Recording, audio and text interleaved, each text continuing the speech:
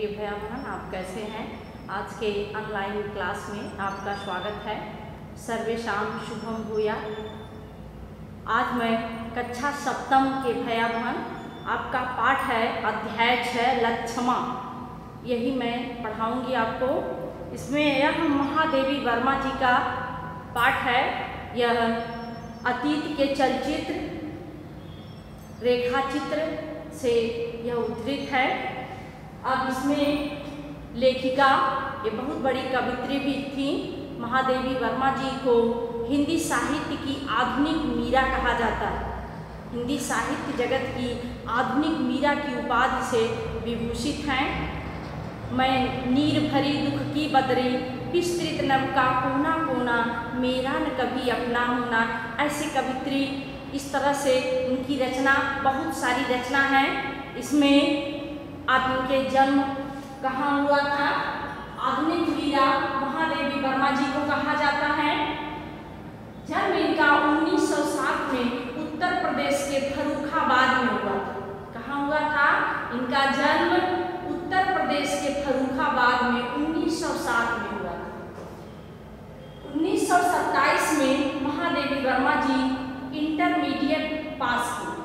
1929 में यह बीए पास की और 1932 में प्रयाग विश्वविद्यालय से इन्होंने एमए संस्कृत विषय से एमए किया और फिर यह प्रयाग महिला विश्वविद्यालय में प्रधानाचार्य के रूप में कार्यरत रही। आपकी रचना निहार, रश्मि, नीरजा, शांतिकी, दीपशिखा, यामा, अतीत के चलचित्र, श्रृंखला की कड़ियाँ, रेखाचित्र, बहुत सारी रचना है। यामा पर महादेवी वर्मा जी को ज्ञानपीठ पुरस्कार मिला था। महादेवी वर्मा जी को यह पद्म भूषण पुरस्कार भी मिला था। और बच्चों, यह मृत्यु लोक है, जिसका जन्म होता है उसकी मृत्यु होती है।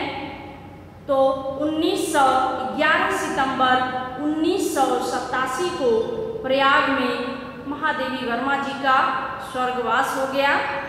अब शब्दार्थ आप देख लीजिए। अथाह, अत्यधिक गहरा, नीलिमा, नीले जैसा, विरक्त, भोग विलास से दूर, युक्त नहीं कहेंगे, भोग विलास से दूर, स्मृति, याद, असहा, असहनीय, जो सहा ना जा सके, बैतरणी, परलोक की नदी, कहा जाता है कि बैतरणी पार, अर्थात व्यक्ति के कर्म के अनुसार लोग बताते हैं अच्छा कर्म कर रहा है तो बैतरणी पार हो जाएगा। परलोक की नदी है, परलोक मतलब स्वर्गलोक। आगामी, भाग्यहीन, हास, हसी, निर्जन, एकांत, अकारण, बिना कारण के। अब इसमें महादेवी वर्मा जी का जो यह पाठ है लक्षमा, प्रस्तुत पाठ अतीत के चलचित्र से रेखाचित्र से संकलित है। इसमें पहाड़ी क्षेत्र में रहने वाली संघर्षशील, सहृदयी, साहसी, कर्मठ, अक्षम्यता और पूर्ण स्त्री को एक अपने शब्द चित्रों के माध्यम से महादेवी वर्मा जी ने इस पाठ में लिखा है। तो इस प्रस्तुत पाठ में लक्षमा के ऊपर एक पहाड़ी स्त्री है जो अपने, उसके हाथ पैर भी बहुत सख्त हो गए हैं, कठोर परिश्रम करके। कह रही है कि काले रंग के मटमैले वह लहंगी को धुल धुल करके और हल्का हो गया है और दुपट्टा इतना फटा है, उसको कई सिलवट डाल करके ओढ़े हुए, उसको खोसे हुए इस पहाड़ी से उस पहाड़ी तक अपने घर के कार्यों को करने, उसे घास फूस पत्तियों तथा कुछ और भी घर जीवन चलाने के लिए कुछ ऐसा कार्य करती है। वह दिन भर संघर्षशील रहती, दिन भर काम करती है। ऐसी संघर्षशील स्त्री वह लक्ष्मा के विषय में लेखिका कह रही हैं कि उसकी आंखों में इतनी तरलता है कि मानो उसकी आंखों में अथाह सागर, जल का सागर भरा है, और उसके गाल जो हैं वह धूप के कारण ऐसे हो गए हैं कि मालूम पड़ रहा है किसी कच्चे सेब को आग में पका दिया गया है, अर्थात स्वतः नहीं पका है, उसको आग में पका दिया गया है। इस तरह से उसके गाल हो गए हैं और बाल भी उलझे, वस्त्र जो शरीर के हैं वो आधे फटे हैं, उसको सिलवटे डाले खोसे, इधर इस पहाड़ से उस पहाड़ वह दौड़ती रहती है, घर के कार्यों को भी करती है, कुछ खेती बाड़ी का भी काम कर लेती है, आलू बो लेती है, कुछ खेती, उसके घर एक भैंस है, उस भैंस के लिए चारा उगाना, उसके दूध को दूह करके उस दूध से मक्खन निकालना, दही बनाना आदि सभी कार्य लक्ष्मा बड़ी परिपक्वता से बड़े अच्छे तरीके से करती है। लगता है जैसे वर्षों का इसके पास अनुभव है। लक्ष्मा का कुछ दिनों के बाद लक्ष्मा ऐसे ही एक भाई और माता पिता उसके घर में रहते हैं। कुछ दिनों के बाद लक्ष्मा का विवाह उसके गांव से 60 मील दूर विवाह हो जाता है। यह तो पहाड़ की लड़की है, खेती किसी तरह से पहाड़ को काट करके थोड़ी इधर उधर जमीन पर यह खेती करती है, लेकिन इसके ससुराल के लोग खेती जमीन बहुत रहती है, पैसे रुपए में भी संपन्न। लेकिन एक दुख छूटता है तो आदमी को दूसरा दुख भी मिलने के लिए तैयार रहता है। ऐसी जीवन वृत्त लक्ष्मा का है। लेखिका कह रही हैं कि उसके भाग्य में सुख लिखा ही कहाँ था, इसलिए उसे दूसरा दुख उसके लिए मुंह पाए फैलाए बैठा था। सब कुछ से संपन्न होते हुए भी लक्ष्मा का पति पागल तो नहीं कहा जा सकता, लेकिन बहुत चालाक भी, बहुत बुद्धिमान भी नहीं था। एक बच्चे के जैसे उसका व्यवहार था, अर्थात उसके व्यक्तित्व का पूरा विकास नहीं हुआ था। अब लक्ष्मा के लिए दुख ही है, क्योंकि उसके घर के परिवार के सास ससुर तो चाहेंगे कि लक्ष्मा बहुत ढंगील है, कर्मठी है, सब कार्यों को समय से करती है, सबका बड़े बूढ़ों का सम्मान करती है, यह अच्छी बहू है। लेकिन जेठानी देवरानी को ऐसे लोग कहाँ सुहाते हैं। अगर पति घर में पत्नी की इज्जत नहीं करता है, उसके पास इतना दिमाग ही नहीं है कि कैसे हमें अपने पत्नी को सम्मान देना चाहिए, तो उस घर में उस स्त्री की इज्जत कम हो जाती है। घर के संपूर्ण सदस्य उसके ऊपर अत्याचार करते हैं, लेकिन लक्ष्मा किसी से कहती नहीं। एक दिन खूब पीटी जाती है, वह इतनी उसके ऊपर मार पड़ती है कि वह कराहने लगती है और एक गड्ढे में फेंक दी जाती है।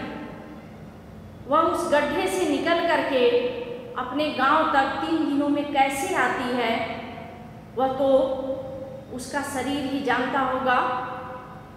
वह किसी तरह से गड्ढे से निकलती है और उसका शरीर घायल हो गया, कपड़े भी फटे हैं, लेकिन घिसटते घिसटते किसी तरह से अपने नैहर, अपने मैके आती है।